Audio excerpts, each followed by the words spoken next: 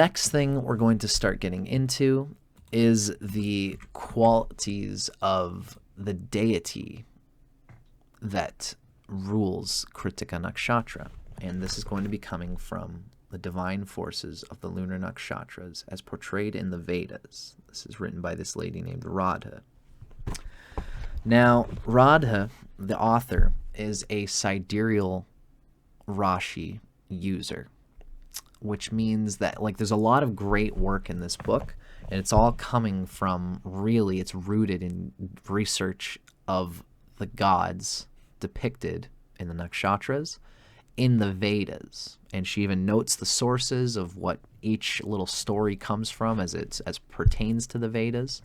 So really, this is a really great book and a great resource, because this is going to give us information on the deity of the nakshatra. And this is the deity Agni. Now, we have to separate, we're trying to separate what we read about the quality of Agni from the association of a sidereal Rashi practitioner. Thankfully, she does a good job of doing it on her own, but we have to be wary that there is possible this bias that could cause distortion. This is what we're doing in this series, folks, you know, and hang out with me, because we're going to be going through it, and I'm going to be doing my best to speak to when I think I see this distortion. But mostly it's pretty good and easy to move through. Now, one of the first things we want to read when we are considering the divine forces of the nakshatra devatas, there are 33 of these Vishva devas, divine forces, and they're all kind of entangled through these different nakshatras in this way. Now, the three, what we read is that, you know, as we're going to go through this, we're going to talk about how there are three categories of the nakshatras. There's adityas, which are devas, and that has to do with spirit. There's the rudras, and these guys have to do with the atmosphere. And then there's the vasus, which have to do with earth. If you've ever heard the very important mantra to Vedic understanding, it's called the Gayatri mantra. The Gayatri mantra is supposed to be a condensation of all of the information that is inside the Vedas. It's a very important mantra. The Gayatri mantra, it begins Om Bhur Bhuva Svaha Tat Savitur Varenyam.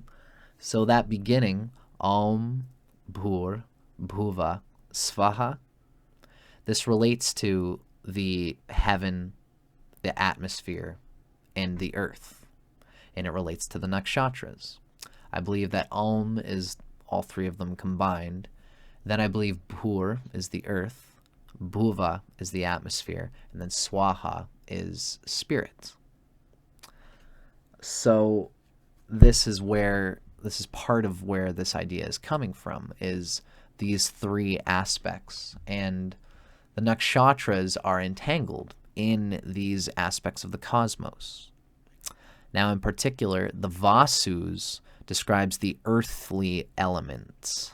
It's the tattvas, the elements that we experience on Earth, as opposed to the atmosphere and the heavens. And we're going to talk about that. So Agni is considered one of the Vasus. So the first thing we're going to do is do a little bit of a backdrop on the nature of the Vasus in the context of the greater Vedic pantheon, because that's what Agni is.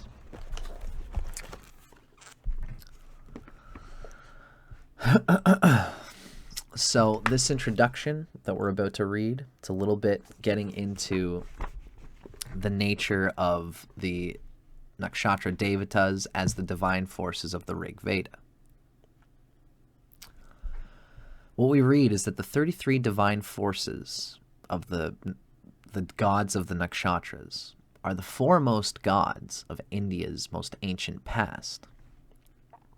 This is evidenced by the worship and adornment that they're given in the hymns of the Rig Veda, which is the earliest of the four Samhitas.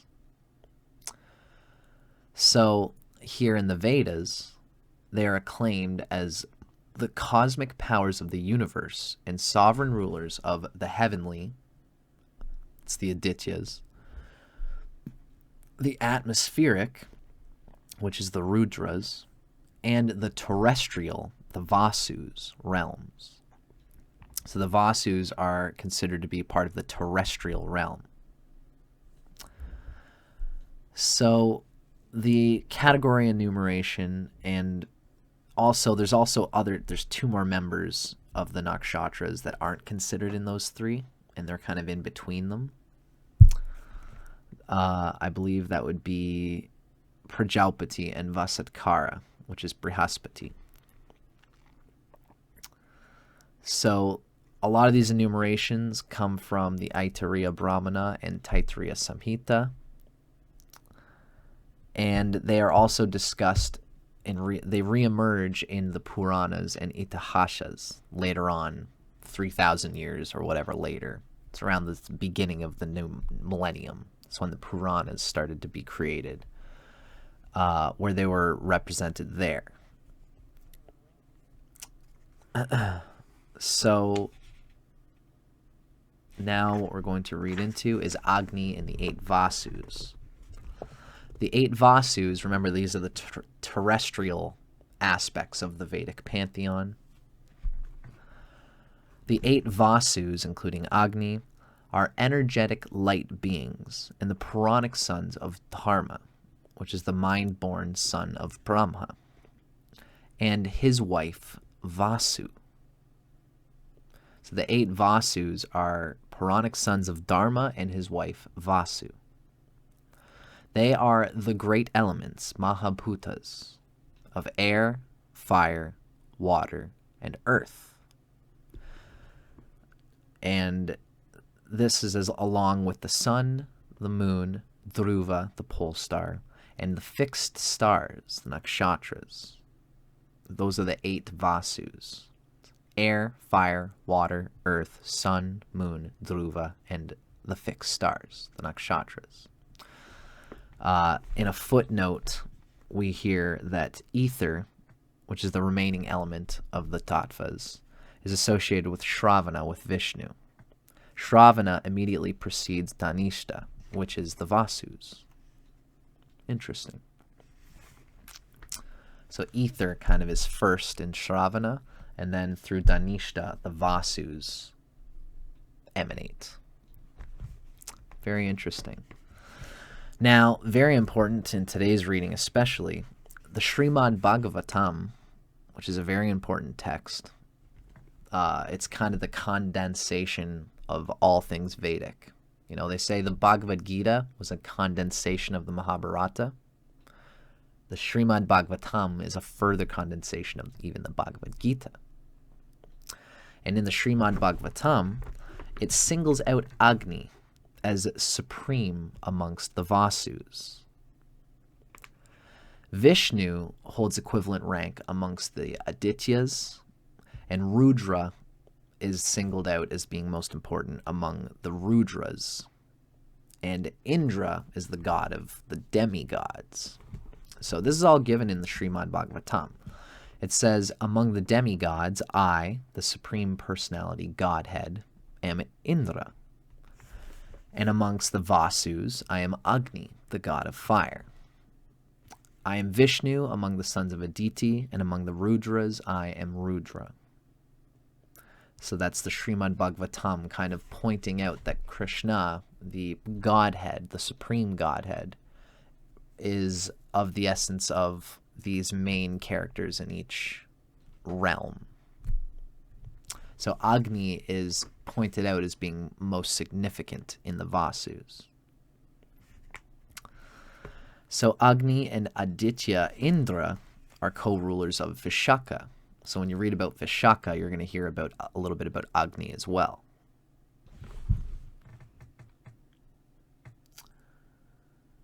So the Vasu known as Anala is translated as fire, and that is associated with Krittika. And that is what we are talking about today. So now we can finally start getting into the nature of what we can really read about with Agni. So Agni, as we know, it's one of the VASUS called Anala, and that is the ruler of Krittika. So we've been given a little bit of an understanding of Agni as one of the VASUS. Now let's start getting into the text, where we're going to describe the nature of Agni and what it means really as a god standing alone on its own. But as well, we're going to be moving through what Agni means eventually as the arbiter of Krittika Nakshatra.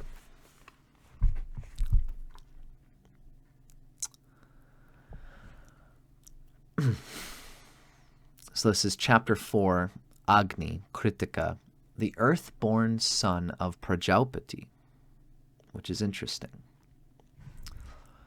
And this is, of course, again, this is just me reading right from this text here, right? What we read is that the all-wise fire divine, Agni, pervades the 3 triple-formed regions.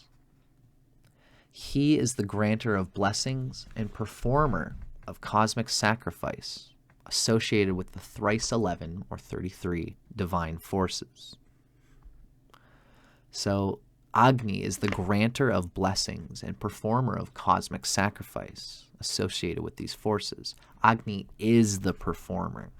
Agni is creating itself. Agni is really like the Christ. And the Christ principle has to move through the elements in order to have that psychedelic reality where the sum of soul spiritual awareness is greater than the karmic parts of the elements that make it up. That is the Christ energy.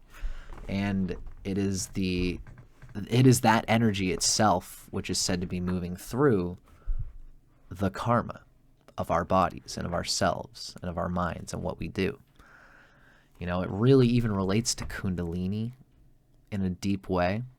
There's a great book called Kundalini 2, Agora 2 by Robert E. Svoboda that talks about what we're talking about here, which is this Christ in a way. He doesn't describe it as Christ, but it's Kali Ma. It's the nature of all the energy that we are, having at its root a spiritual sum which is greater than its parts. That's the best way that I can describe it. So this is Agni that we're talking about. Now I should say that little quote about the all-wise fire divine Agni pervading the triple-formed regions of spirit, atmosphere, and the terrestrial. Agni pervades them all, is the granter of blessings and performer of the sacrifice. That comes from the Rig Veda, chapter 8, section 39, verse 9. And that's from the Rig Veda. That's some of the oldest literature that we have. So the first thing we're going to read about is Agni's faculty of Tejas, T-E-J-A-S. Shastra tradition places particular significance on what is said in the opening and closing of a scriptural passage. So what's presented first and last in most Vedic Shastras generally encapsulates and supports all that is in between. Whenever you read any text, what's said first is generally the most important essence, and it's like a mandala. You go out, you spiral out, and then when you're finally out, they condense it again. So in the Rig Veda, each family book, it's mandalas 2 through 7, is firstly organized around those shlokas devoted to Agni. Agni's laudatory hymns also outnumber those of all other devatas, excepting Indra. Indra is a very important character in the Vedas, and Indra technically has more writings written about him than Agni does. But Agni is second in quantity of writings, and really Agni is even more intrinsic as we're reading. all of the mandalas, all of the hymns of the Rig Vedas are centered around hymns given to this Agni principle. So we ask, what uniquely qualifies this god of fire for such exalted veneration in the most sacred of India's spiritual scriptures? Paramount for spiritual evolution and awakening is Agni's essence of tejas, Tejas. It's radiant heat. Tejas is the foundation for all transformative processes within the mental and subtle bodies. Tejas. In the mental realm, it allows for the digestion and transformation of information into comprehension and right knowledge. Digestion and transformation of information into comprehension and right knowledge. It supports mental clarity and provides fortitude and intellectual courage so one may penetrate deeper truths. Thank you, Teresa. I appreciate you hanging out with me on this Sunday, as you said. And I think, Teresa, I haven't been on here for a little while. That's probably why less people are aware that I'm doing this Sunday thing again. I just got to get it going. Once I start doing every week, every Sunday, we'll have more people hanging out with us to chat with.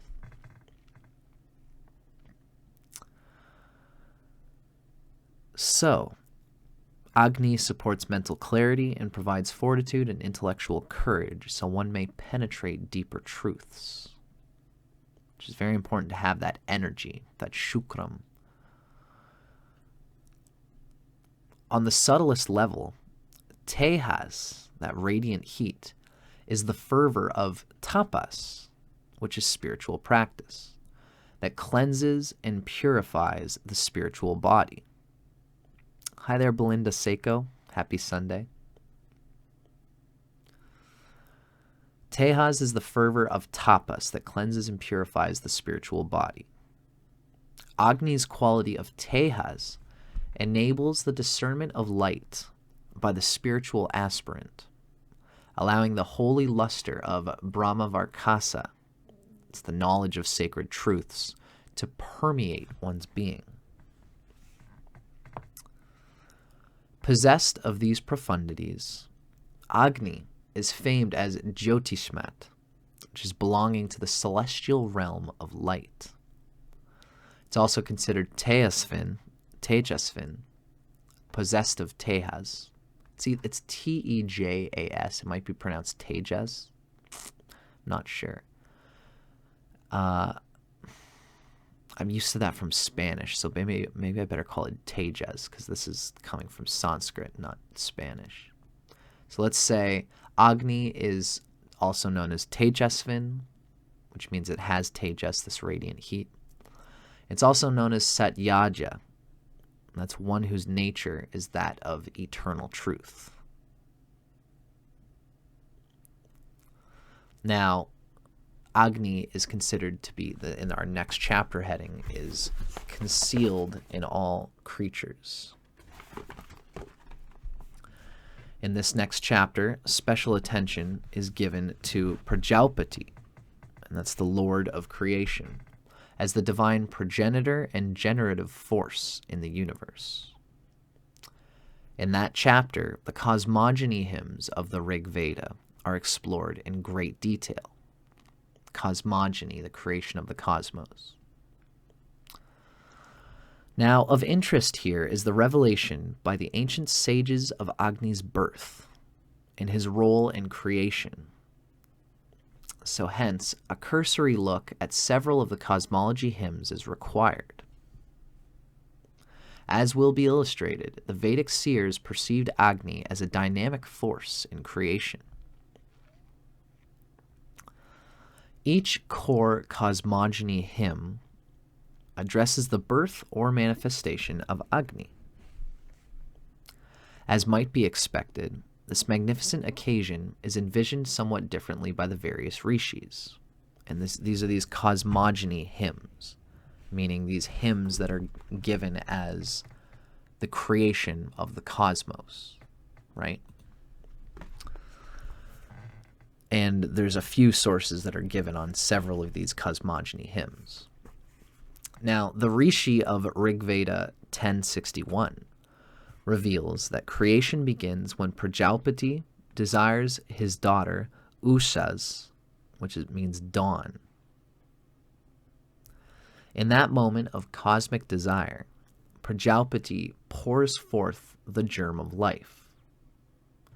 When he emits his vital seed, a portion spills and bursts into illuminating radiance or fire. From Prajalpati's spilt seed, fire divine, Agni, is birthed on earth. We have a quotation here. When the father, Prajalpati, the son, unites with the dawn, the daughter, there bursts forth the radiance which comes down to the earth and illuminates it. This brightens the universe and generates fire divine, the lord of hearth and the defender of sacred rites. Agni's birth as one of Prajalpati's initial acts of creation is confirmed in the Brahmana texts. We read that Prajalpati created and emitted from himself Agni. After him, after Agni, the other creatures were created. That comes from the Taittiriya Brahmana.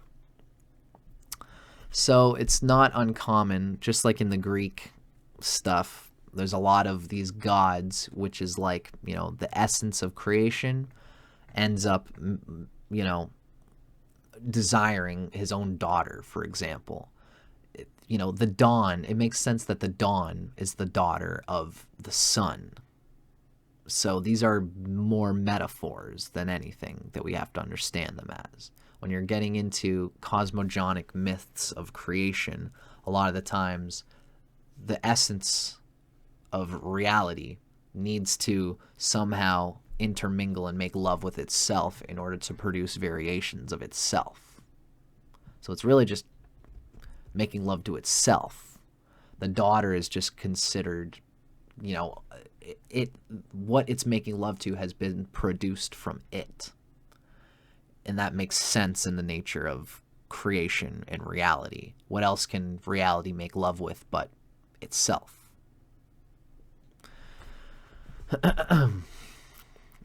Now, Agni's birth appears to be accidental, but it is encoded in the universe since the beginning of time. It is with full intent that Prajalpati births Agni, a guiding light for mankind during the hours of darkness. It's almost like the guiding light. The fact that there is a light is what makes the darkness. This is just the yin and yang of the nature of illumination and spiritual awareness. And God, the perfect essence of everything, has to experience what it is not in order to experience what it is. The Christ of resolved spiritual awareness has to nestle in a body of non-awareness in order for the awareness to be birthed. It's just the way reality is, or else it wouldn't be what it is, Now, in a later Shatapatha Brahmana legend, Prajalpati enters into sacrificial worship for the purpose of creation. He performs great austerities. He, Prajalpati, the progenitor, wearied himself and performed fervid devotions. From him, thus wearied and heated, the three worlds were created. And that comes from the Shatapatha Brahmana. So intensely does Prajalpati toil that after begetting the universe and creating all living creatures, he is utterly exhausted and collapses. It's the same thing that we read in the Bible in Genesis. On the seventh day, God rested. Prajalpati produced creatures. Having produced creatures and run the whole race, meaning completing creation from start to finish, he became relaxed or expended. From Prajapati, when relaxed, the vital air went out from within. Then his vigor went out with him. That having gone out, he fell down. That comes from the Shatapatha Brahmana. In his predicament, Prajapati beseeches the Vishvadevas, the universal gods, for help. The gods enter into sacrificial worship and, with each oblation to the fire, implore Agni to reinvigorate his father. Satiated with sacrificial offerings, sukram, Agni enlivens Prajapati's body, reviving or rebirthing the very god who gave him life. Now, and this is a quote, "Now that Father Prajapati is also the Son, inasmuch as he created Agni, thereby he is Agni's father. And inasmuch as Agni restored him, thereby Agni is his, Prajapati's, father." Again, that comes from Shatapatha Brahmana.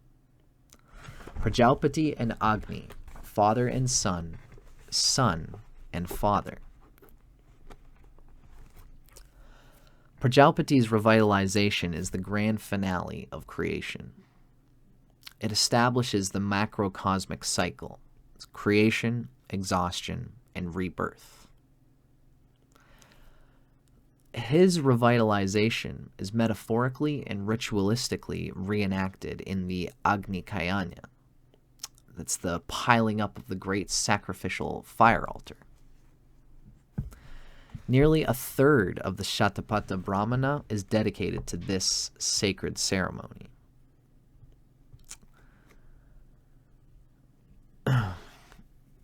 So this is the piling up of the great sacrificial fire altar. The whole Vedic sacrifice is a huge feature of really the nakshatras. Even it's said that the bricks of the fire ceremony are all supposed to represent the different nakshatras. It's a very involved thing. Now, in the creation hymns, the creator god is called by many names, including Tadikam, that one. This comes from Rig Veda, chapter 10, verse 129. The creator god is also called Purusha, which means cosmic being. That's Rig Veda, chapter 10, verse 90. Purusha performs the first sacrifice ever by offering himself upon the cosmic altar of fire. As he is devoured by the fire, Purusha multiplies 1,000,000-fold. All subjects and objects of the world manifest from his being. Each subject so created contains a minuscule particle of Purusha, a hologram of his entire being. In this way, beings are embodied with living souls. This is really where the soul, the essence of the spirit inside of all of us comes from, the Purusha. It's very psychedelic. It's awesome, awesome writing. So this version of creation, this all-pervading cosmic divinity who performs sacrificial worship, brings up the notion of sacrifice as a central force in the universe. Why is Purusha required to perform sacrificial worship for the commencement of creation? And how does a voluminous body of ancient scriptures, that's the Yajurveda and supporting Brahmanas, evolve on the performance of grand and elaborate sacrificial ceremonies? This is a psychedelic phrase here. As a hologram of Brahman, the soul contains within itself the entire genetic coding of the universe, i.e., universal intelligence, complete with latent powers. As above, so below. As within, so within, as without, so within, like father, like son. The cosmic fire, mystically envisioned by the rishis, is a metaphor for a dormant power within the universe, within Purusha. The power is the transformative force, tejas, of fire. It's Agni. Offering himself upon the altar of the cosmic fire, Purusha fuels and enlivens Agni, who is concealed, dormant, within his very being. A series of alchemic and dynamic movements is set into motion. With Agni as the medium, that one, Tadikam, becomes many.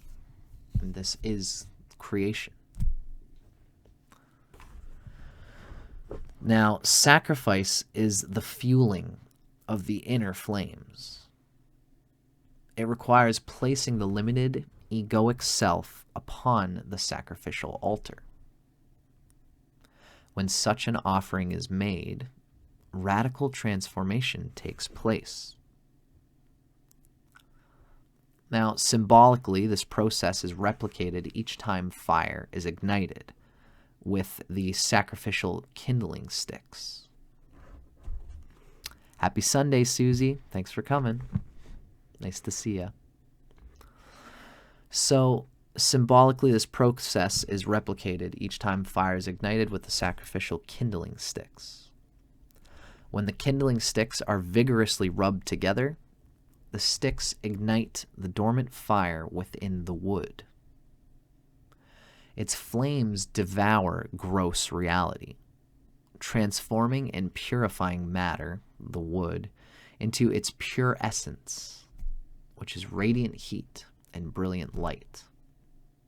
It's especially interesting to consider the sacrifice is started by rubbing matter against matter. It's like the old poem in the Srimad Bhagavatam, where the king has a thorn in his hand, and he has to use another thorn to take it out. It's matter, soap, is rubbed against another type of matter, dirt, in order to purify and clean the hands. It's matter. That's why the Om is such an important symbol and sound and phrase. It's because Om, A, U, M, contains a beginning, a middle, and an end. It is a shorthand for all of creation. Ah comes from the back of the throat, U is in the middle, and then M is at the lips. So Om is a condensed symbol for all of creation. That's why it secretly has this transcendental space around it and within it that gives you the sense of God, the divinity that is beyond creation. In the same way, we kind of are seeing the same sort of thing happening when we talk about using the sticks of wood, using matter to create the catalysis of Agni, which is beyond matter. Beyond all the realms, really, is Agni, is the principle of sacrifice. The omnipresent fire, it's Agni Vaishvanara, which is Agni who abides in all beings, resides within the heart. That comes from the Taittiriya Brahmana. It's interesting. It's the name of that Agni is Vaishvanara. It relates to Vishnu in a way. Vaishnava. Vaishvanara. When fuel is added and the fire is stoked, his flame grows, the omnipresent fire in all beings.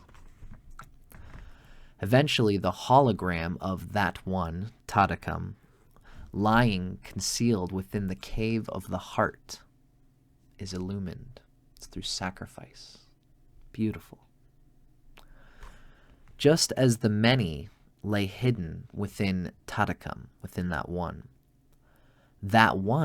lies concealed within the many. Through sacrifice, the internal fire expands, consuming and transforming gross and mental physicality until nothing but light remains. Where once only diversity was seen, the oneness of creation is now visible.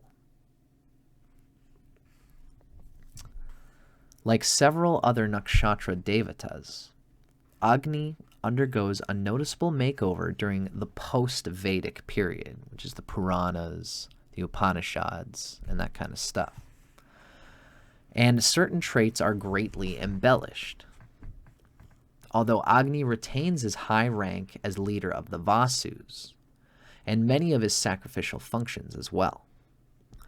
Agni is now implicated in post-Vedic literature in legends of deception, jealousy, revenge, and lust. In the Puranas, Agni's many outlandish escapades are fed by his indiscriminate and insatiable sexual passion. His 7 tongues that graciously accepted the Vedic sacrificial libations now eagerly lick the delicate skin of the Saptarishis' wives. Very interesting. So that kind of makes sense that things become more alchemical and more human in the post-Vedic literature. Now, Agni is not restricted to outrageous amorous adventures. His out-of-control desire also finds expression through his ferocious appetite.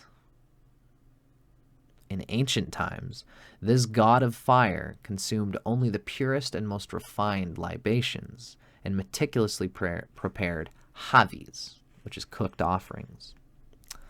Now, in the post-Vedic literature of the Puranas, etc., Agni ravishes an entire forest, devouring the dripping, burning fat of all its creatures for 15 days and nights. It's the burning of the Khandava forest. Now, next what we're going to read about is Agni as a Hotri priest. I'm just going to go to the bathroom for a moment here, folks.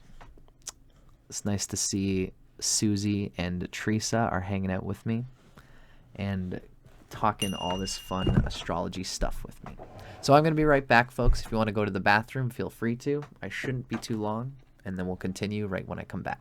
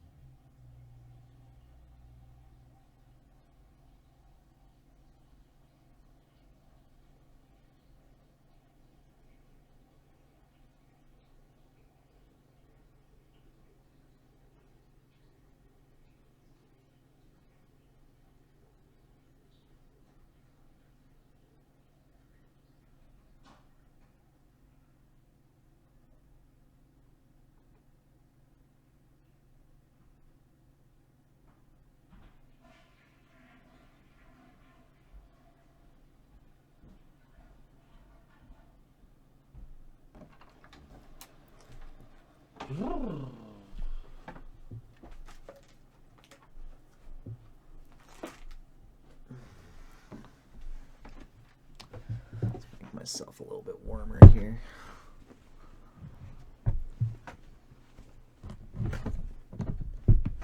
Okay. You guys are talking about all getting nice and warm and cozy, Susie and Teresa, so I'm going to do the same. I'm a little bit chilly. And as well, I'm also going to have a tiny bit of my new batch of honey that my mom just got for me. Ooh, it's fresh.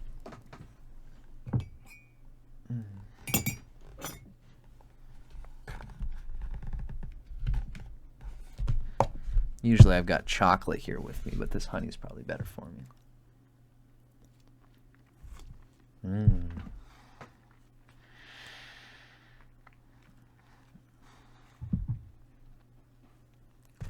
It's always lovely to see you guys. Certain fans are just always hanging out with me. Susie and Teresa have been here from the beginning, and I love you. I love you guys. I'm very happy to have you here. While we are talking about Agni, really, this whole idea of sacrifice is the most central thing that we could possibly convey.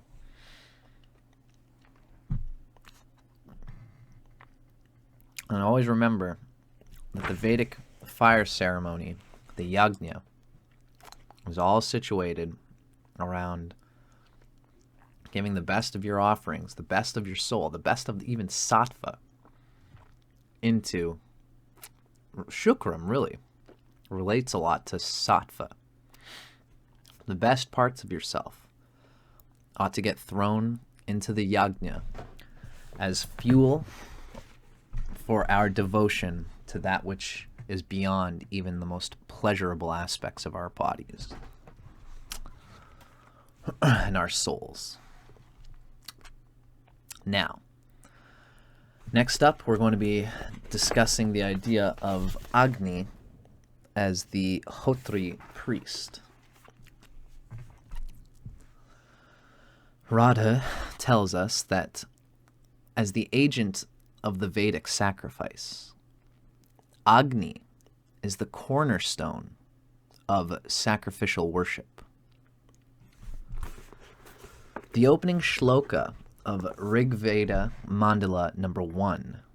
This is the oldest of the oldest, probably the oldest literature that exists. I would say that that's probably correct. This is the first thing that was probably ever written, first thing that was ever discussed as being something worth writing about. This is like thousands and thousands of years old. The opening shloka of Rig Veda, Mandala number 1, proclaims Agni as the priest of the sacrifice.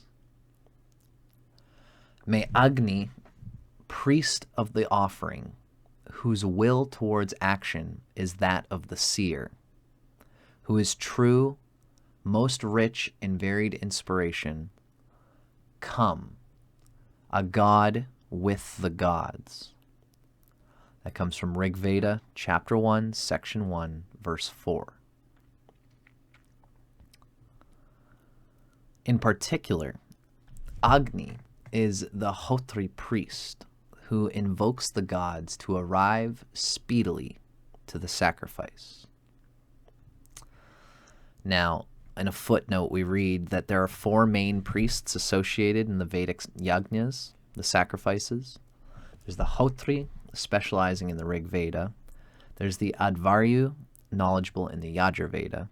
There's the Udgatri, singer of the Sama Veda.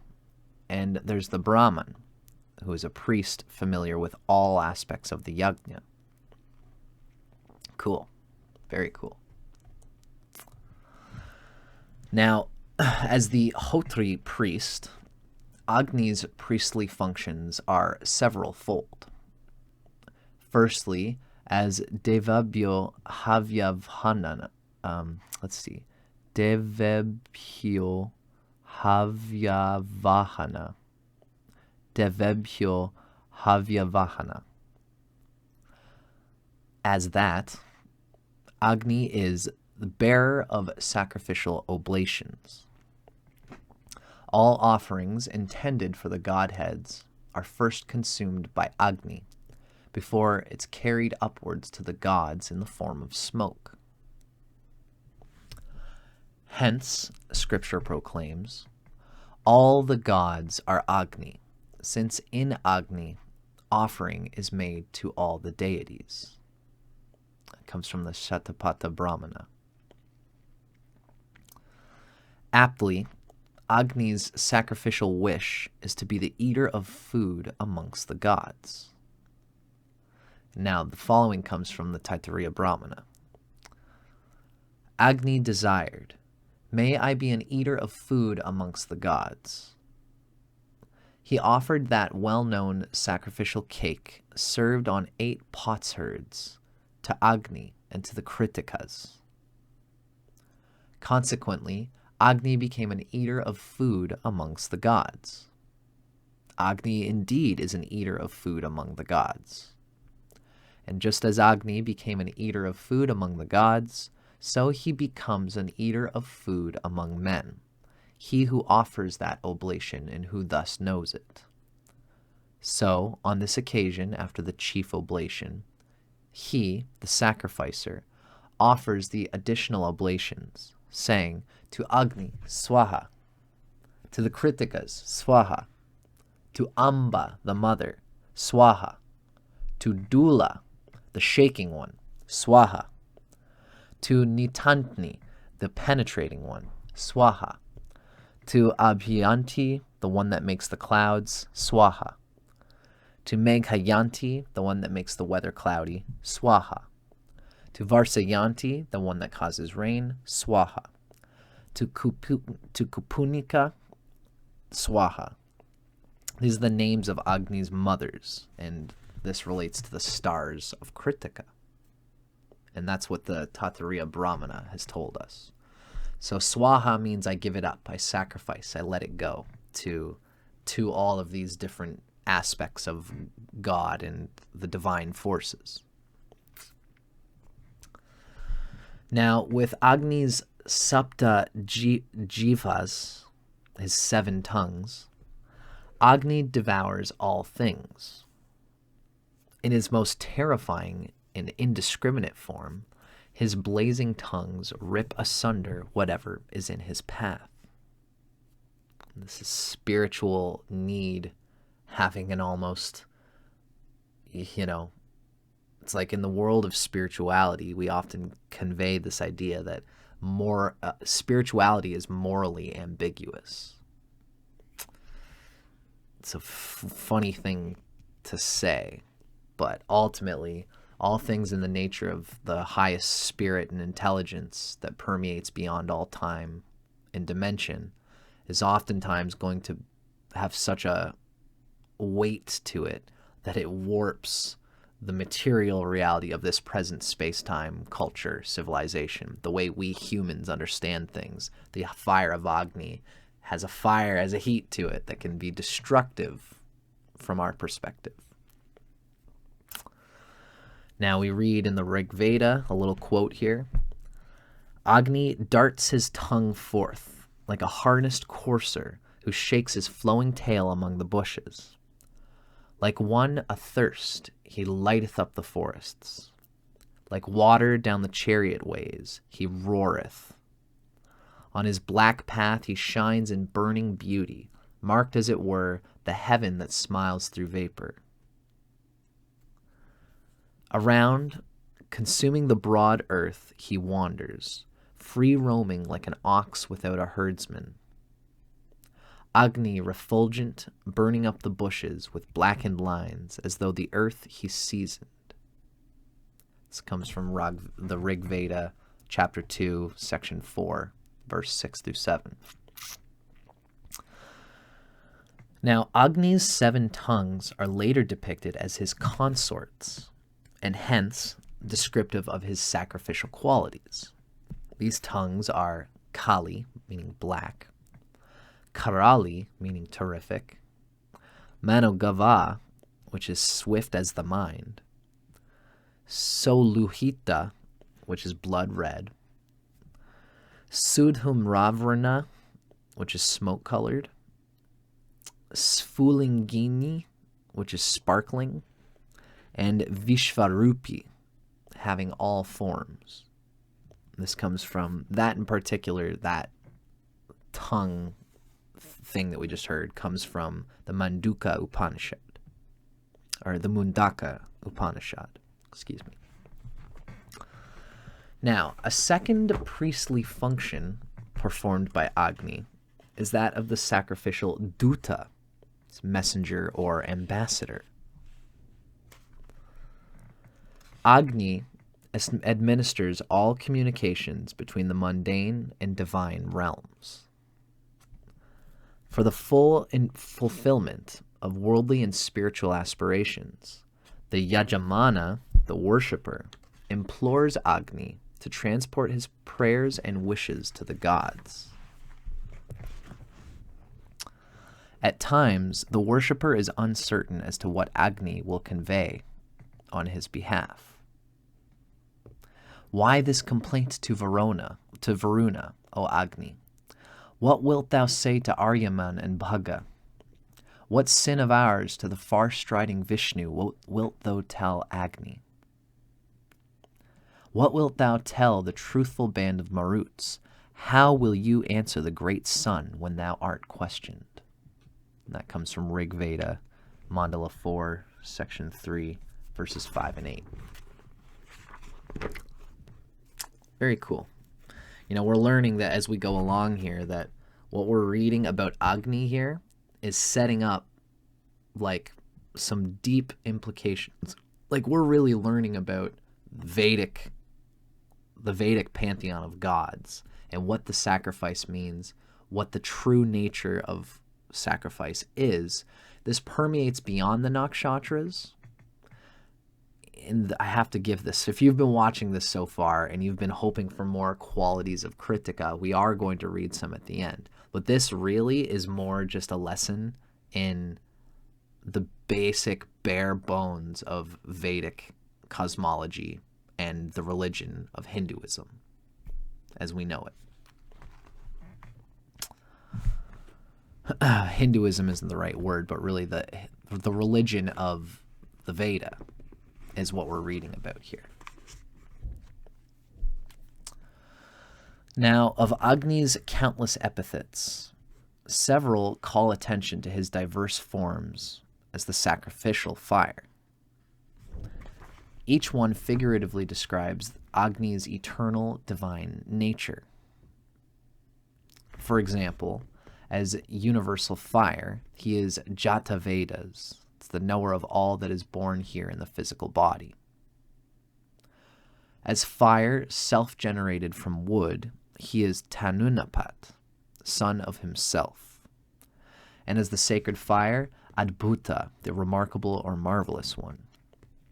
Yet the most endeared to the common man is Agni Grahapati, which is master of the home. This is Agni as the household fire, a devata of domestic welfare, protection, and wealth. Encompassing all the gods, Agni exemplifies the nakshatra devatas through the various stages of the sacrificial fire. By way of illustration, when first produced by friction with 2 arms and 2 sticks, Agni's form resembles that of the Ashvins. He is Varuna when burning brilliantly, and when blazing fully with smoke whirling upwards at top speed, he is Indra. When divided into many parts by the priests, meaning i.e., taken from one hearth to light other hearths, he is the Vishvadevas. Wow, so cool. When the heat and flames have simmered down, he is Mitra. When being rekindled, but only smoke appears, he is Rudra. Wow, that's amazing. The whole Vedic yajna ceremony shows the nature of all the nakshatras in this way.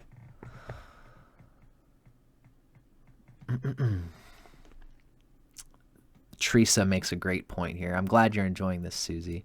And Teresa has added some useful insight here. She says, I'm starting to realize that understanding the gods, the devas, and their relationships is key to understanding all this. And you mentioned you've always been focused on the zodiac. The nakshatra goes even deeper. And understanding the gods of these nakshatras is even deeper than what's given in the zodiac, in my opinion. I do agree, Teresa. Now, similar to the various forms of the sacrificial fire, each of the 7 sacred meters of the Rig Veda, and these are these different meters, meaning different, like poetry, think poetry. Meters is like the way, how many syllables is in each line and how the lines go. There's a rhythm to each one. There are 7 sacred meters in the Rig Veda. There's the Gayatri, there's Usneh, there's Anustibha, there's Brihat, there's Pankti, there's Tristubha, and there's Jagati. These represent a nakshatra. Each of these represents a nakshatra devata. Chanting a hymn composed in a particular meter results in a boon corresponding to the nature of its godhead. Now, for example, Agni's sacrificial meter is the Gayatri. The Gayatri is a hymn composed in a meter that consists of 3 verses of 8 syllables each, for a total of 24 syllables. Often a devata's sacrificial number is indicated by his meter. For example, Agni's sacrificial number is 8, i.e., that's the number of syllables in each Gayatri verse. So hence, during yajnas, Agni's oblations are typically prepared on 8 kapalas, small earthen dishes. Agni is also the leader of the 8 VASUS. Very cool numerology happening that we're learning here. So the Gayatri affords radiance, tejas, as well as wisdom, vidya. By reciting mantras composed in the Gayatri meter, the worshipper becomes full of beauty, luminous, and acquires sacred knowledge, what we call Brahmavakasa. And that was a quote that we just read, and that comes from the Aitareya Brahmana.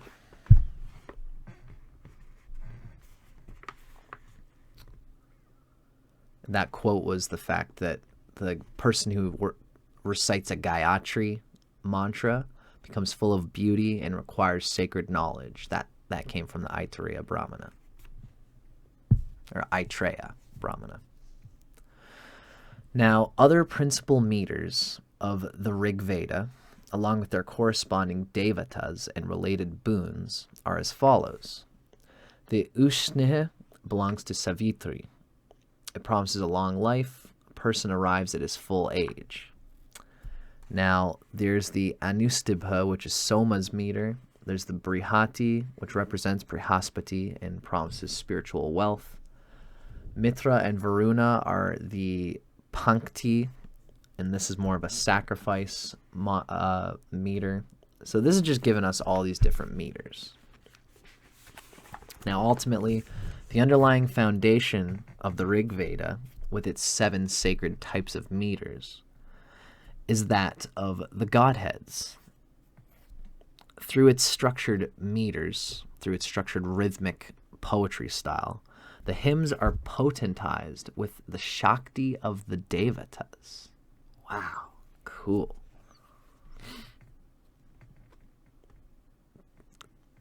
Very wonderful, deep stuff. It shows that, what is the numerological impetus for the Rig Veda itself.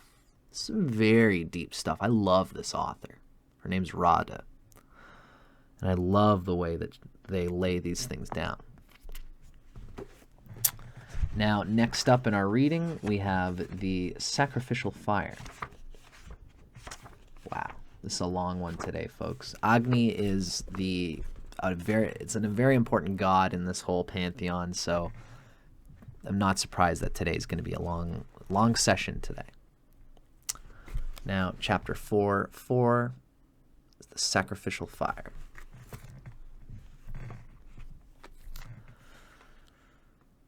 A vital aspect of Vedic life is the daily performance of the Agnihotra, which is oblations to Agni, by a husband and wife. At sunrise and sunset, the couple offers oblations to a sacred fire they safekeep in their home. The fire originates from an elaborate and lengthy set of rituals performed by 16 priests on behalf of the couple and encompasses several important yajnas, or sacrifices. It begins with the construction of a large fire altar. This is known as the Agni Kayana. The the piling of the sacrificial fireplace. Once in place, the fire is lit in 3 hearths surrounding the altar. The lighting of these fires is called the Agni Yadhana, placing fire on the sacrificial hearths. Fire is taken from one of the 3 hearths and placed in the center of the newly constructed altar. Then a 1-day Soma Yagna, Soma ceremony, is performed. At the end of the Soma Yagna, the newlywed couple is given a small pan containing fire from the altar. They carry that fire to their new home, where it is maintained with constant vigil for the rest of their married life. Wow. The following describes in more detail the Agnikayana and Agnyadhyana ceremonies. Now, the Agnikayana, or construction of the fire altar, is performed with exacting precision. Each sacerdotal rite replicates the restoration and rebirth of Prajalpati by his son Agni. In fact, the altar is often referred to as the Prajalpati Agni altar. The production is a 12-day process that begins with the construction of a temporary enclosure made of wood. Wow. So what follows next varies depending on the source of scripture or the regional locale. This author sticks mostly to what's given from the Satapatha Brahmana. So next, 3 hearths of varying shape are built under the enclosure. A round Garhapatya hearth, it's the western fire of the householder. A half-moon Dakshina hearth, it's the southern fire of the ancestors. And a square Ahivanaharya hearth, Ahavinya hearth. It's the eastern fire associated to the gods. Oblations are typically prepared on the Dakshina hearth and offered to the gods on the Ahavinaya hearth. Ahavaniya hearth. Very cool. Now, the sacrificial grounds are plowed and seeded in order to provide food for Prajalpati. Then an altar in the form of a falcon or eagle is measured out using the measurements of the Yajamana. Its shape is based on Soma's legendary descent to earth. All bricks used for the construction of the Prajalpati Agni altar are likewise in accordance with the Yajamana's measurements. Representing the newlyweds' desire for progeny, 6 sets of male and female pots are concealed beneath the altar. Most significantly, a male figure crafted of gold is buried in the center. This is Prajalpati, the generative force of the universe. The earth within which Prajalpati lies submerged is declared the womb of Aditi, the wife, mother, daughter of Prajalpati. Over 1,000 bricks, each sanctified with mantra, are used to construct a 5-layer altar. The layers represent Prajalpati's 5 mortal parts, the hair, skin, flesh, bone, and marrow, which became relaxed after having created the living creatures. And then these layers are also said to be earth as the first layer, atmosphere as the middle 3 layers, and then heaven as the top layer. Once the altar is complete, the lighting of the 3 hearths, the Agnyadhana ceremony, takes place. The Brahmana texts stipulate that the Agnyadhana should be conducted when the first day of the waxing moon occurs in Krittika, Rohini, Mrigashiras, Punarvasu, the Falgunis, Hasta, or Chitra. The first day of the waxing moon occurs in one of these. Cool. Now, scripture affords a brief narrative as to why each nakshatra is advantageous for initiating the sacred fires. Krittika is claimed the most auspicious, as Krittika is Agni's nakshatra. Rohini is auspicious because its ruler Prajalpati created everything, and so it produces wealth and progeny for the couple who sets up a fire under Prajalpati's nakshatra, Rohini. Mrigashirsha is the head of Prajalpati, and the head denotes excellence, Shri, meaning high rank or position. So the couple setting up under Mrigashirsha attains excellence. Should the ceremony prove unsuccessful, meaning the results are not achieved, or should there be loss, the couple must reestablish the fires under Punarvasu, meaning to make good again. Now, the Falgunis are said to be Indra's asterisms, for their ancient appellation, Arjuna, is also Indra's mystical name. When the moon is under Purva Falguni, the results of the ceremony are attained, and under Uttara Falguni, they are exceeded. Hasta Nakshatra means hands. All gifts are received with the hands, and thus the couple desirous of gifts sets up the sacred fires under Hasta Nakshatra. And then lastly, Chitra brings success and victory, for Indra defeated the Asuras, the demonic forces, under Chitra.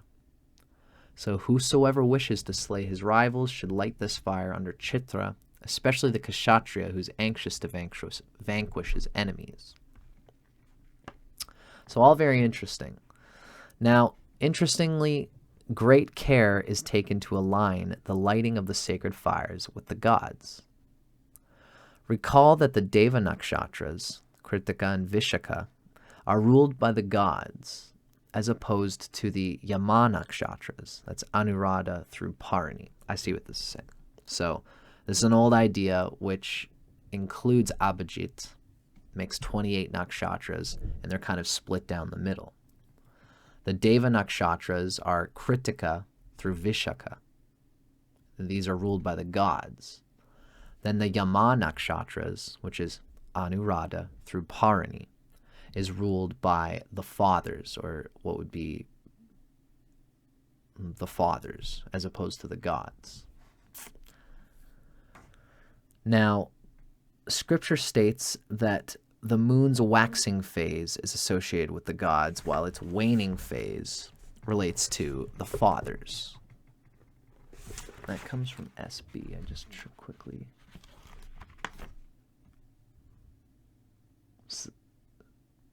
Oh, so that is... Nope.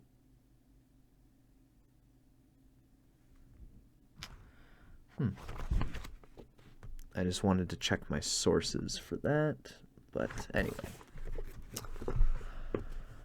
So, initiating the sacred fires when the first day of the waxing moon occurs under a Deva Nakshatra auspiciously aligns the Agnyadhyana ceremony, the Agnyadhana ceremony, with the gods.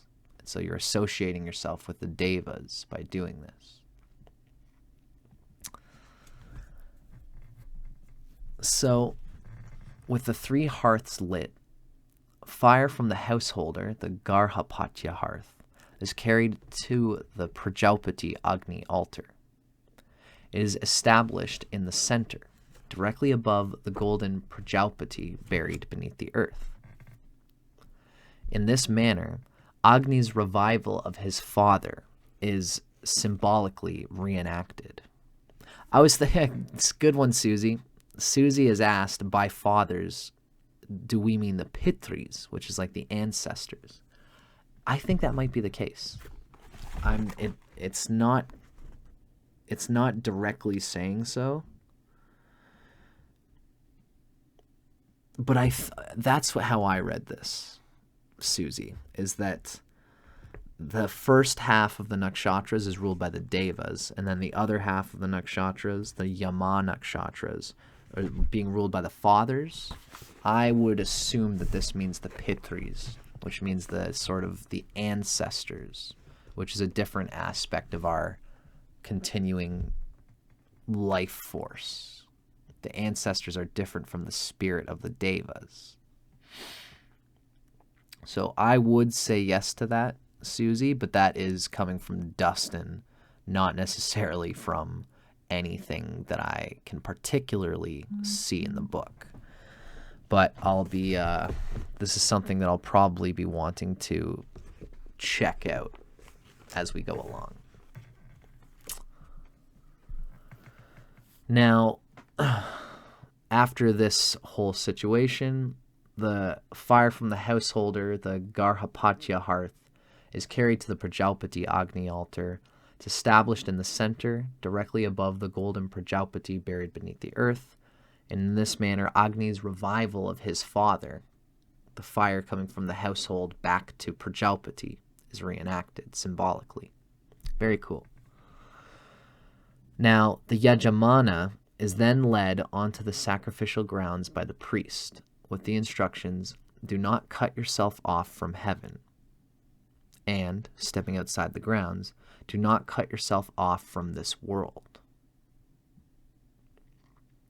On the 12th and final day, at the break of dawn, the Soma Yajna, the Soma sacrifice, is performed. The 33 divine forces, the elite gods who partake of the Soma draft, are beckoned to attend. Descending upon the sacrificial grounds, each takes a seat upon the topmost layer of the altar. Here, Soma is poured into drinking vessels and offered to the gods.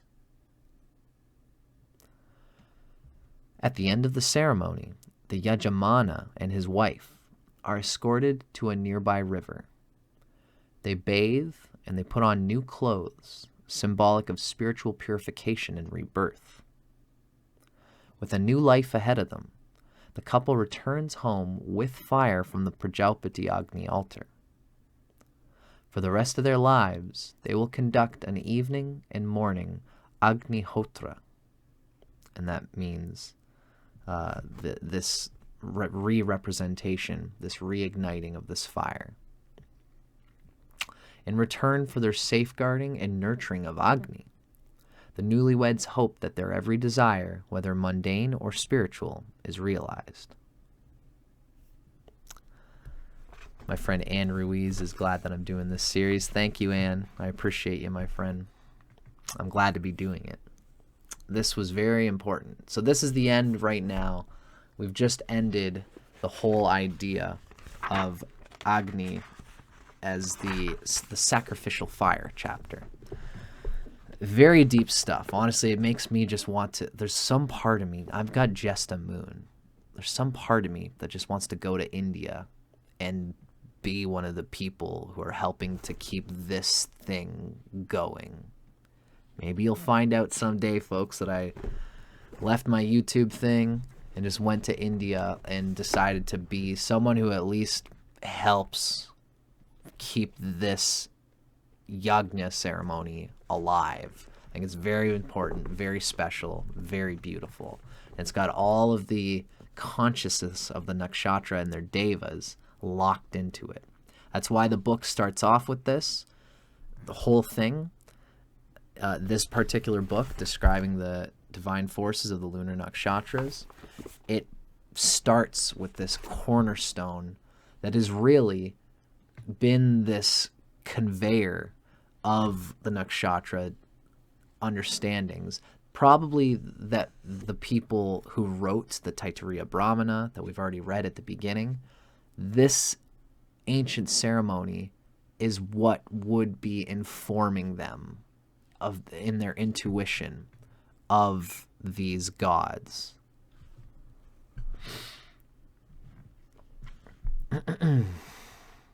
Thank you, Teresa. Teresa says it's good, it's cool to see through my lens, and I appreciate being able to do that.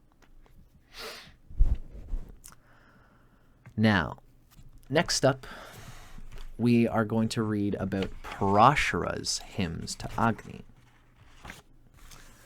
Students of Jyotisha are likely familiar with the Brihat Parashara Horashastra, the brilliant work of the sage Parashara. Parashara comes from a lineage of enlightened sages and divine beings. Mitra, who rules Anuradha, and Varuna, who rules Shatabhishak, are Parashara's great-grandparents. And Rishi Vasishta is his grandfather.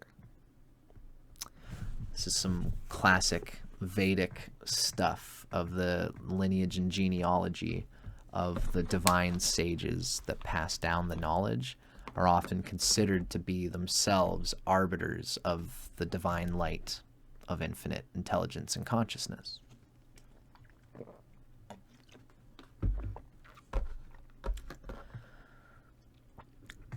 Parashara's father, Shakti, died at an early age, leaving the responsibility for his upbringing to Vasishta, Parashara's grandfather.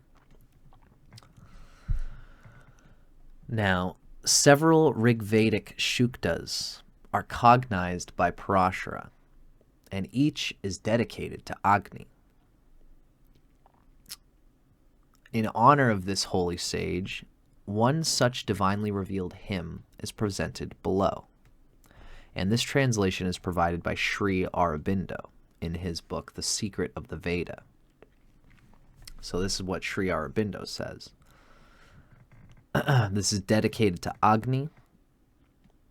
It says, "He burns out bright, as if the lover of dawn, and fills the two equal worlds like the light of heaven. He is born by our will to works, and he comes into being all around us. He is the son and becomes the father of the gods. This is the fire that has perfect knowledge and is a creator whom none can rend asunder. He is as if the teat of the cows of light and the sweetness of the draughts of wine. He is as if one happy in the creature and must be laid hands on where he sits blissful in the middle of the house. He is as if our rapturous son born to us in the house, and he is like a courser, pleased and glad, that carries to safety the peoples. When I call to the nations who dwell in one lair with the strong ones, the flame enjoys all the godheads. None can impair the ways of thy works when thou hast created inspired knowledge for the strong ones. This is thy work, that yoked with the equal gods thou smitest and scatterest the powers of evil. Very bright and lustrous is that Agni, like the paramour of dawn. Let his form be known and his knowledge awake for this human being. Let all bear him in themselves, swing wide the gates, and walk in the vision of the world of the sun." Now that comes from Rig Veda, the first mandala, in the 69th line, and that was Sri Aurobindo's translation of it. Nice little bit of poetry and just showing the importance of really... Okay, so how this worked is that Parashara cognized this Rigvedic sukta, and Sri Aurobindo translated what Parashara had given. That's what that was. Now, we don't want to stick forever on too much of this stuff. We want to keep moving. The next thing we're going to is the burning of Khandava forest. And this actually is in the Mahabharata of Krishna Dvaipanya Vyasa. So it's the Mahabharata. That's where this following story comes from. Now, several Puranic legends highlight Agni's indiscriminate and destructive nature. One such legend is the burning of Khandava forest, which is a precursor to the Sarpasatra, a great snake yajna, a great snake sacrifice ceremony. So this is the burning of the Khandava forest. The story begins with a king named Shvetaki, who is reputed for his noble deeds and spiritual practices. Of foremost renown are his magnificent sacrificial yajnas, which require Svetaki's court priests to pour sacrificial oblations on the fire continuously for years at a time. Although the king is well respected by the priests, they find the never-ending heat and smoke of the fire unbearable. Hence, one by one, they eventually leave his courtship.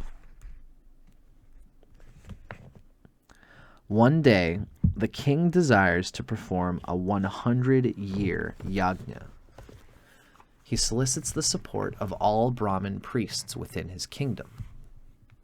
Now, refusing to serve, they beseech Svetaki to approach Rudra instead for help in such a grand endeavor. Heeding their advice, Svetaki retreats to the forest and dedicates himself to the extreme austerities in honor of Rudra. After many years, Rudra is pleased with Svetaki's austerities. Appearing before the king, he offers him a boon of choice. Svetaki desires for Rudra to help him accomplish his 100-year yajna, the sacrifice ceremony. Rudra grants the boon to the king with one condition. Svetaki must first conduct a 12-year sacrifice. During this period, he is to pour continuous libations of ghee into the sacrificial fire, while all the time leading a proper life. In the course of time, Svetaki successfully completes the 12-year yajna. Unfortunately, Agni, having unceasingly consumed ghee during the entire period, is weakened and pale. Afflicted with surfeit, with energy fully expended, Agni desires never again to receive sacrificial oblations. Really goes to show you the importance of balancing the expenditure of sukram in order to get the jyotir desired from the sacrifice.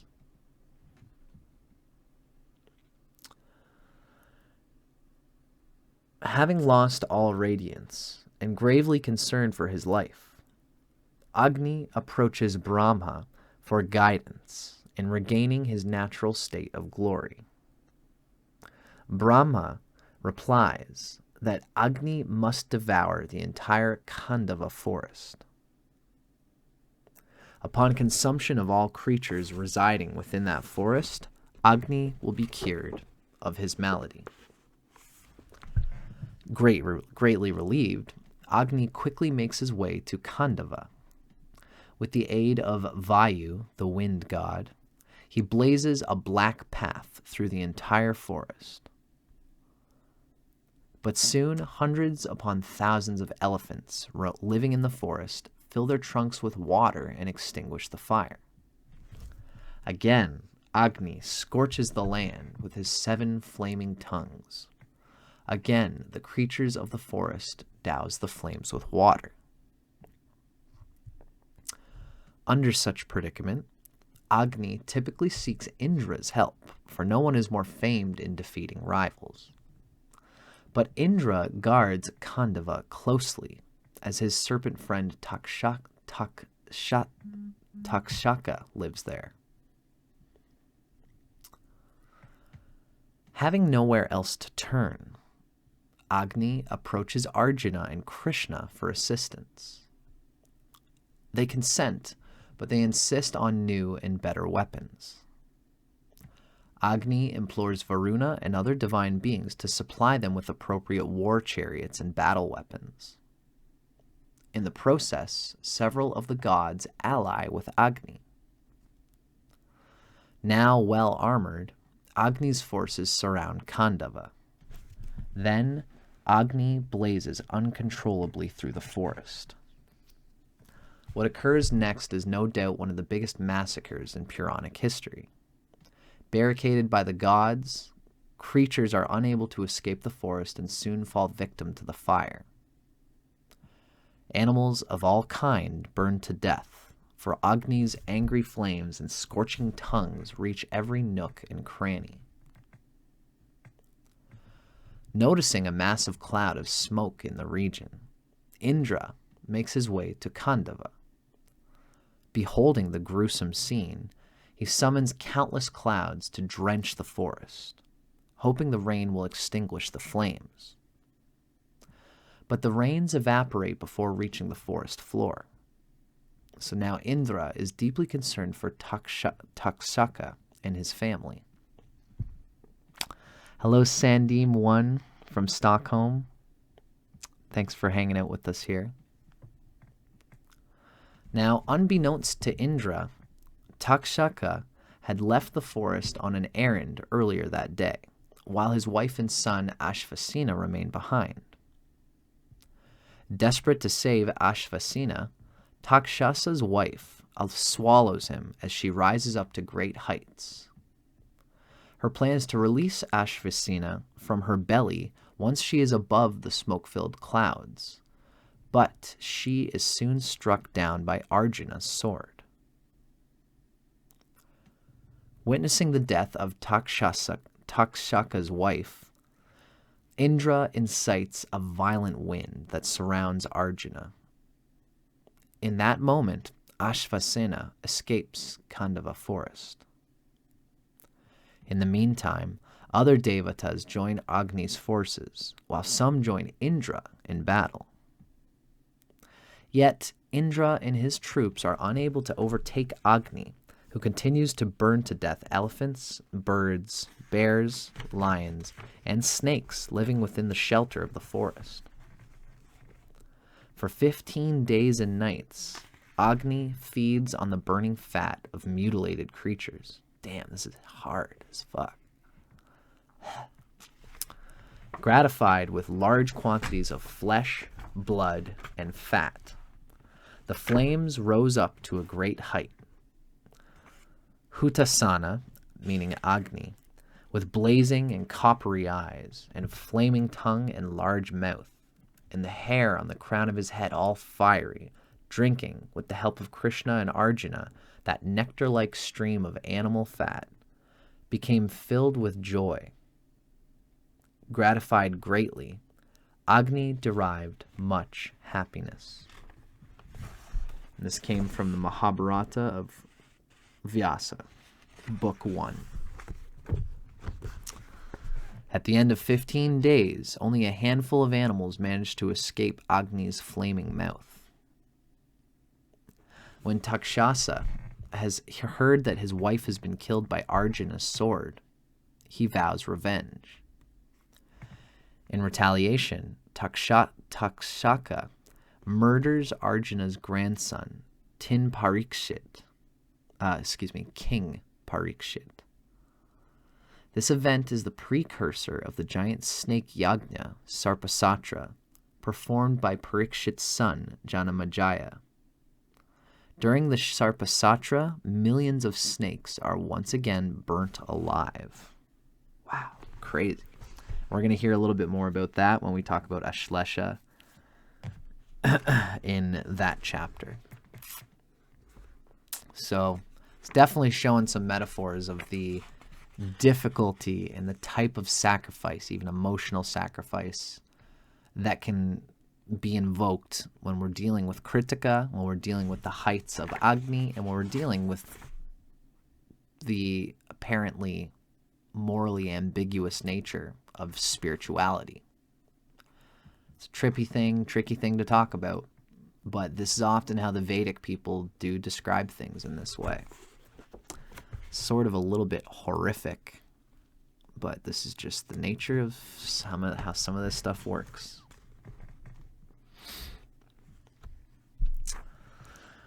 So, next up, we're on our next chapter here, folks. We're talking about the birth of Kartikeya. The Puranas recounts several versions of the celestial birth of Kartikeya. Now, this following one is told in the actual Mahabharata.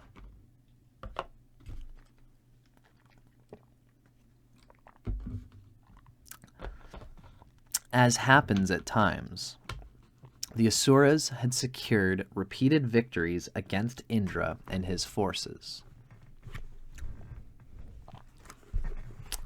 Susie says there's a lot of unintended consequences when that initiatory energy is set loose. Yeah, you got it, Susie. It's the nature of spirit. We don't always know when we're riding in the human spirit. You can't use your rational brain to try and fix your idea of the perfect outcome. You have to have faith that the spirit is bringing out what's supposed to be happening, which can be a destructive process.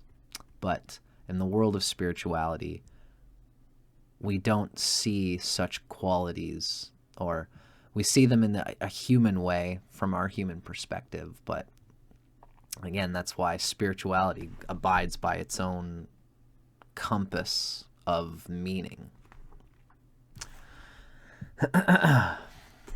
So we're talking about the birth of Kartikeya here. And there was a point when the Asuras secured victories against Indra and his forces. Now, to prevent the annihilation of his troops, Indra realizes the need for an unconquerable army commander, and he recuses to the forest in contemplation of where such a god might exist. He is soon disturbed by the whimpering cries of a woman pleading to the divine powers for help in finding a husband. Approaching the woman, Indra eyes the great Asura Keshin standing nearby. Keshin warns Indra that a rescue attempt is futile, for he has claims upon the woman. Despite the Asura's death threats, Indra battles Keshin. In time, the demon is severely wounded and hopples off, humiliated in his defeat. So now with Keshin out of the picture, Indra inquires of the woman as to her condition. Introducing herself as Devasena, daughter of Prajapati, she tearfully tells Indra of her dilemma. Keshin has recently ravished her sister, Daityasena, and now threatens to take her as his next victim. Without a husband for protection, her death is imminent. Devasena beseeches Indra to find her a suitable mate. Indra queries Devasena as to her husband of choice. She explains that the man should be brave and famous and a devotee of God. Importantly, he must possess the strength required to defeat the evil powers of the world. Unfortunately, Indra knows no such man, but certain that Brahma will have a solution, he agrees to travel with Devasena to the god Brahma's abode. Here they are graciously received by Brahma. Hearing their predicament, he assures Indra that a mighty being will soon be born who will marry Devasena. He will, as well, be anointed army commander of Indra's forces. Sincerely grateful on both accounts, Indra returns home, where a Somayagna ceremony is underway.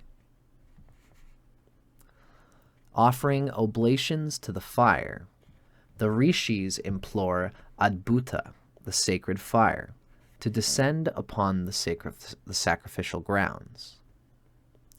Soon, Adibhuta, Agni, appears and enters into the fire.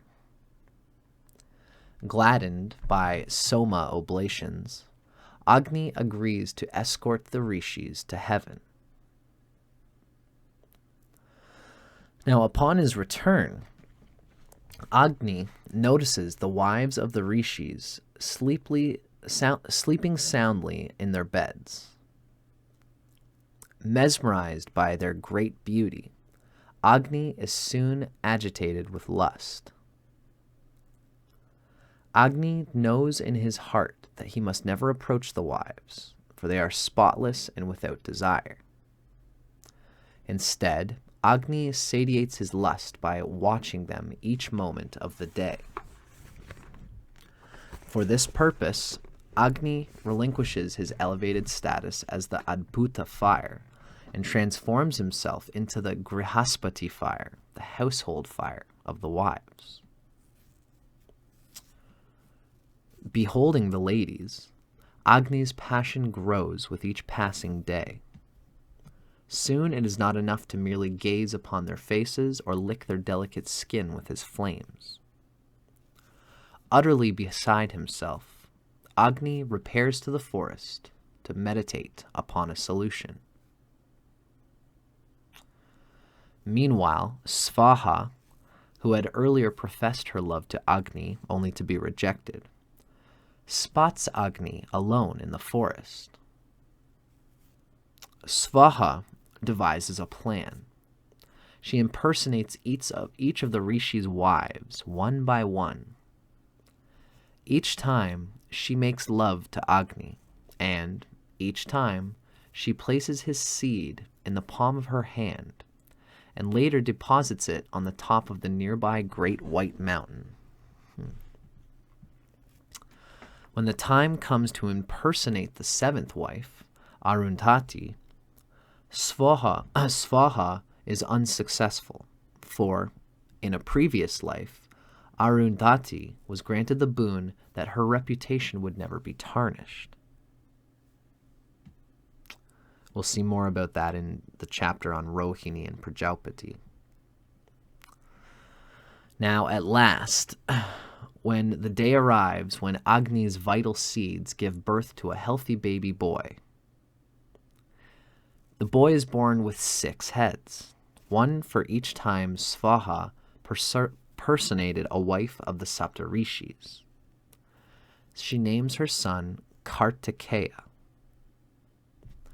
Hearing of the birth of the child, the wives are curious. They visit the Great White Mountain and behold a glowing golden child crying for want of food. With great delight, the wives nurse the baby boy. In due time, Svaha confesses to her son the circumstances surrounding his birth. She explains that she performed her deeds out of love for Agni. Yet, she worries that Agni will refuse to marry her when he discovers her shenanigans. Taking his mother's hands into his own, Kartikeya promises that henceforth all oblations offered to the sacrificial fire, Agni, shall end with the pronouncement of her name, Svaha. In this way, he claims, she will forever dwell within Agni's heart. Oh my gosh, that's so lovely. Her son's promise greatly comforts Svaha. Before long, Kartikeya marries Devasena, and soon thereafter he is anointed Indra's commander-in-chief. With Kartikeya as his army commander, Indra and his forces readily defeat the Asuras. It comes to pass one day that Rudra, which is another name for Shiva, gets wind of the circumstances surrounding Kartikeya's birth and claims him to be his son. As it turns out, the Great White Mountain upon which Svaha deposits Agni's seeds is formed from the discharges of Rudra's own semen. Thus, Kartikeya becomes known as the joint son of Rudra and Agni. What a very interesting story. It's very cool that Svaha is what we often hear when the ghee is pouring on the sacrificial fire. We often will hear the priest or whoever's making the sacrifice, they'll say Swaha. And it means I give it up to God. There's something mystical to the fact that Svaha, this Svaha character, was this person who so loved Agni in this way. Very interesting story. Something that, I'd love to hear if anybody has any thoughts on what this might mean and how it resonates with everything that we've been reading about. So, ladies and gentlemen, I hope you guys have been enjoying this. We have one more section to go into. Now, this next final section of today's reading, we are going to be discussing the native. And this is finally this bit, we're going to be discussing the native of a person born with an emphasis of Krittika, with the moon in Krittika, and as well, I think that we're also going to read some interpretations of just general planets in the nakshatra of Krittika. Now, what we're going to read is coming from a author who is a sidereal Rashi practitioner, which means this is the part where we're not talking about Agni, we're talking about how to understand interpreting Krittika as a practical functional nakshatra, as a technique and tool of interpretation in personal horoscopy, which means we're getting into some details that require objectivity as to the possible bias that we could understand coming from the author. So let's just put on our hats of discernment and see whether what we read is going to relate in a way that we can understand and see the nature of the nakshatra in the person.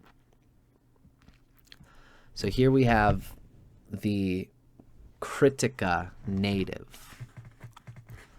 The Krittika Native is full of energy, vitality, and passion.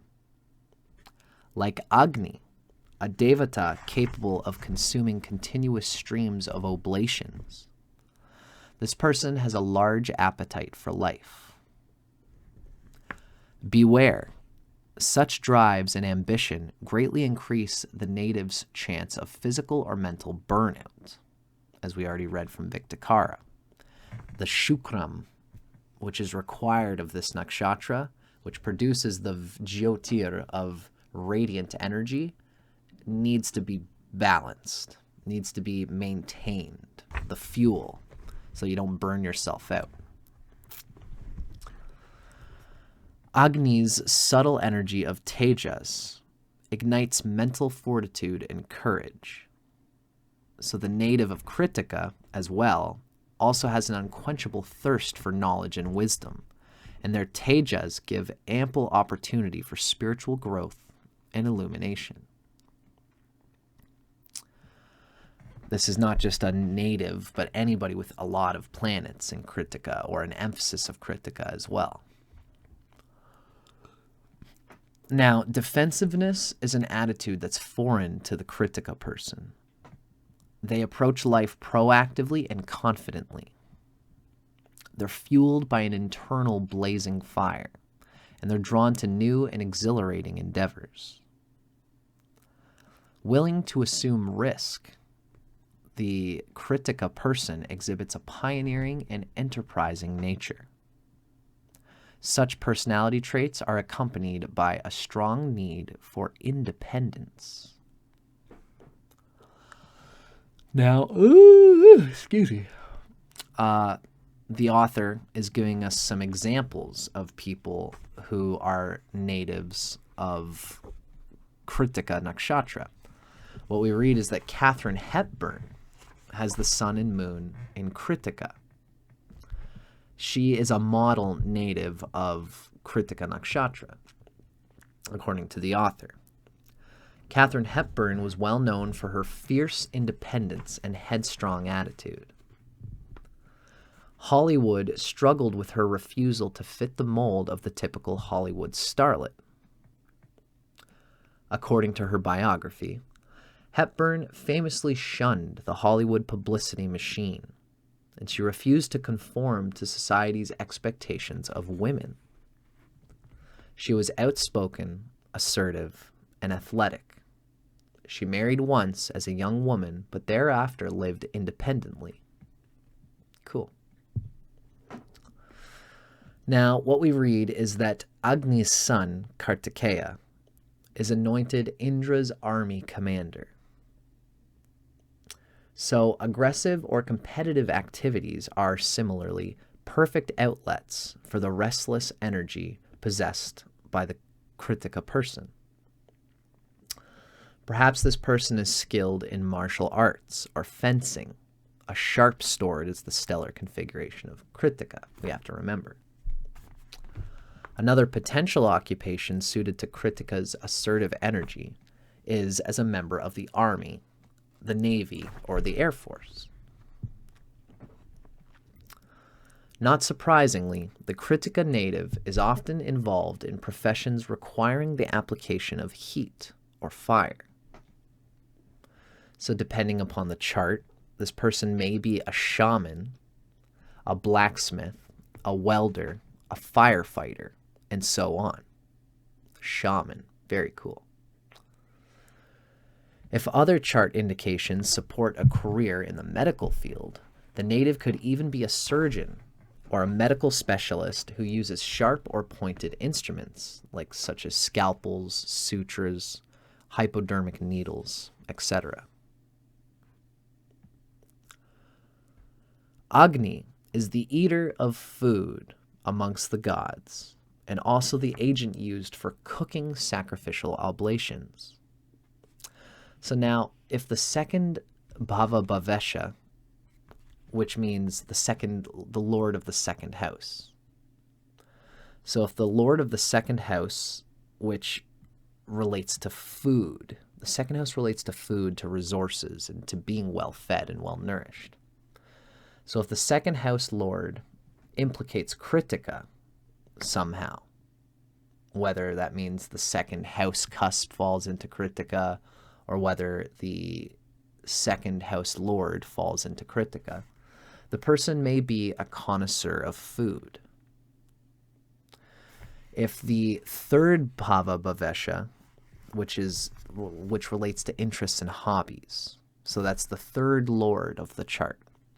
If the third lord falls into Krittika, their love of cookery may be a favorite pastime. Now, if the 10th lord of the chart, because of course the 10th house relates to profession, so if the 10th lord falls into Krittika Nakshatra, perhaps this person is a chef or an employee in the restaurant industry. Cool. Wow, very specific. Very cool. So now, when there is affliction to things related to Krittika, Krittika can be associated with serious eating disorders. This runs the gamut from binge eating to poor dietary choices. Hence, digestive issues, which is a vitiated Agni, are common.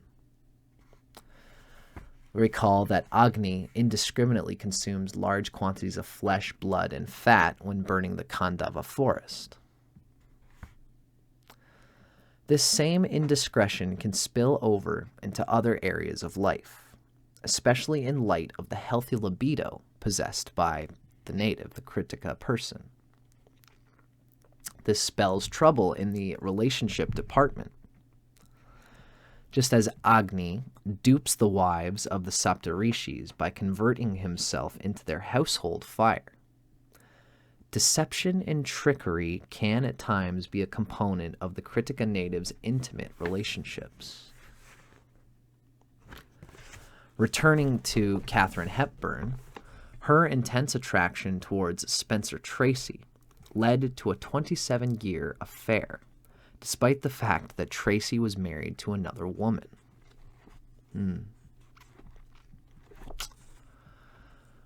Now, depending on the nature and placement of the planet implicated, the Krittika native may instead be the victim of such devices. Let's recall that Svaha impersonates the wives of the Saptarishis in order to have her way with Agni. Agni had such a desire, and he was blinded by his own passion. So he couldn't see through Svaha's deception. Thus, the Krittika native may be the instigator or the victim in schemes involving lust and manipulation. Just as the natives' intimate relationships are plagued by unusual circumstances, so too is their familial life.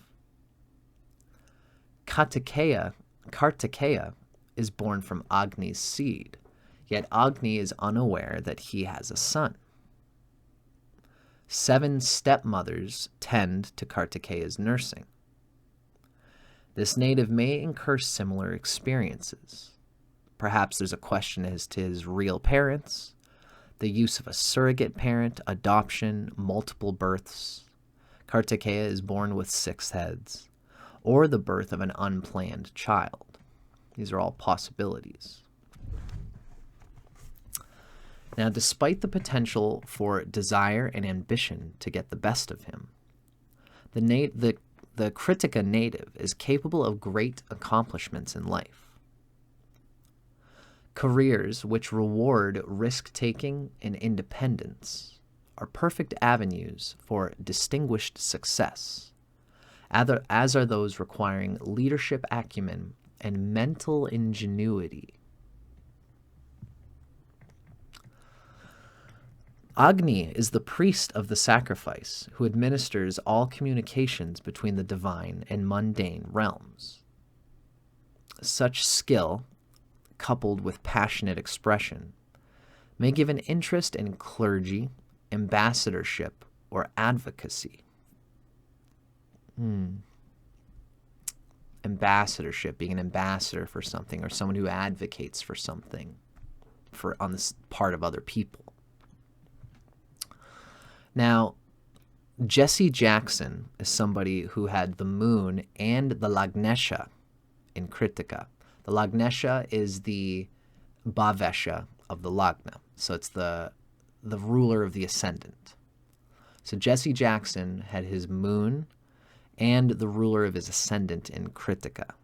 Mind you, this is a sidereal practitioner. So let's for now just be happy enough saying that they had the moon and some other planet in Krittika. So Jesse Jackson embodies several important Krittika traits. For example, his parenting involved unusual circumstances. Jesse Jackson's mother became pregnant as a teenager by a much older married man. Soon after Jackson's birth, she married another man who adopted Jesse as his son. Jesse Jackson desired to be a preacher early on. He attended the Chicago Theological Seminary and was later ordained as a Baptist minister. When Jesse Jackson met and went to work for Dr. Martin Luther King Jr., his life changed dramatically. The experience transformed Jesse Jackson and launched his career into politics. A great leader and passionate speaker, Jackson was politically active and in 1984 ran for president. Now, lastly, a great advocate for equal rights, Jackson founded the National Rainbow Coalition, an organization that campaigns for equal rights for African Americans, women, and homosexuals. Dope. Fucking right. Good for Jesse Jackson. That's awesome. Now, Teresa says that Jesse Jackson is fire. He talks so fast that they used to have a radio show based on people calling in trying to figure out what he said. Cool. Awesome, Teresa. Good one. So that's Jesse Jackson. I don't really know him too well, and I'm glad that I heard about this about him. Now, here is something that we might not even speak to it because it's a sidereal reference. Yeah.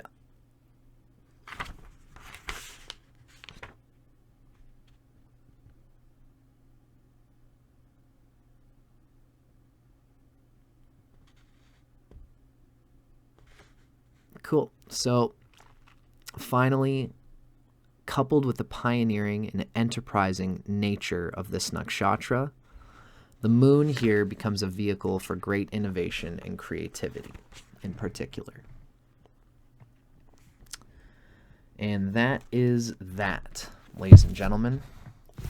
That has been our reading of Agni and Krittika Nakshatra, coming from the divine forces of the lunar nakshatras as portrayed in the Vedas. That was pretty good. I'm pretty happy with it. I'm glad that in the end we get to have, after all the in-between learning about the nature and character of the deva associated with the nakshatra, Krittika, we got to learn about Krittika and how does everything we've learned about the deva relates to the character that we would expect to see displaying an emphasis of Krittika, or the moon in Krittika, or the Lagnesha in Krittika, or any of these pronounced chart placements. So there's a lot there, a lot to digest, and digesting is the important figure here. So I'm very glad that I got to hang out with you guys and to do this with you, to share in the nature of these nakshatras. Stay tuned, keep your eyes peeled, because in the future I'm going to be doing more of these nakshatras, as well more of my rising sign videos and all the stuff that you guys can typically expect from me coming from How to Rock Astrology. I hope you guys enjoy the rest of your Sunday. Thank you so much, Teresa and Susie Underwood, for hanging out with me like you guys always do. And I'm expecting to be back on the horse, talking about nakshatras as well as all this stuff. I'm going to try to get it going again weekly, every Sunday. If you guys are here, you'll see me. We'll hang out and we'll have some fun. Thank you, Susie, my dear. It's always a real pleasure hanging out with you. Thanks for everybody. Let me know in the comments if you have any questions, if you have any thoughts about how we've interpreted the nakshatra. I'd love to hear anything that you think, anything that you think we could do better or talk about or discuss. You know, I think the last thing I would have wanted to discuss is the fact that I often talk about how I'm getting into Ayurveda. And so there's a difference between the emotional temperament of the moon and an emphasis on a nakshatra. You can look up Viktakara's website, and he has nakshatra readings where he describes what is the most emphasized nakshatra in your chart. And what I've learned, especially through my girlfriend has an emphasis of Swati Nakshatra, which is Kapha, and she has the moon in Parani, which is Pitta. So her fiery Pitta emotions are often sort of drowned by her Kapha body temperament. She's an emotionally Pitta person, but her body is Kapha. And so this is something that you might want to feel out and experience as relates to the emotional nature of Krittika. And it's interesting to me, you know, when I read this, I read that Krittika is considered to be Kapha. And I'm really surprised about that. I would have thought that it would have been considered to be Pitta. But Krittika Nakshatra seems to be Kapha. Now, it's interesting when you read into and you get into Ayurveda, you realize that oftentimes this is how they kind of work. For example, yes, so Krittika is considered to be Kapha dosha. You have to understand that when you think about it, Kapha, it takes on a lot of body. They usually have large bodies, which means that a large-bodied person, a large-bodied somatotype, requires a lot of food, requires a lot of heat and energy, and it even needs it. So it's interesting to consider how that would be. And I need to find out where my emphasis is. Can you do a video on that? So Teresa, the emphasis, you can get it from Viktakara. He has his nakshatra emphasis readings. You go on viktakara.com, you look at your readings, and you get a nakshatra reading. It's about $27, and I think it's just very illuminating. From there, you would look up what is the most emphasized nakshatra in your chart. Then you just look it up online. You look up on Google, and you look up what's the dosha of that nakshatra. Sometimes it's often both, because the moon gives big points in terms of what is the most emphasized nakshatra. For example, for me, I've got the moon in Jesta, and I've also got Mercury in Jesta in the 5th house. So they are considered to be, because there's 2 very strong planets there, Jesta is the most prominent energy for me, and it's my moon. Whereas for my girlfriend, she has her Lagna and her Lagnesha in Swati, but her moon is in Bharani. So that's why Swati for her has more overall emphasis points. So her body is Kapha, Swati, but her mental and emotional energy is the moon in Bharani. And there's a contradiction there. For me, I've got to worry about my moon also being my most emphasized sign, which means I can be too Vata. Jesta is a Vata nakshatra. So I'm too much air. That's partly why I organize all my videos with these books, and I have a presentation. It's to keep me grounded while I do the air thing that I do. And that's part of what makes me who I am as a Vata person. So this is something that Fiona talks about this a lot, and I should do a video with her on it. Thank you, Teresa. I would like to check that out. But in any case, I don't want to spend too long on this, but Krittika is Kapha. Think about what that means in terms of what your needs are in Ayurveda. If you have the moon there, it means that this Kapha energy is something that you do need to subsist through mentally and emotionally. It's good for you to slow down, to have a groove, because the Krittika energy is going to come through you. So as Krittika, as the fiery energy is coming through you, you are going to desire to ground yourself.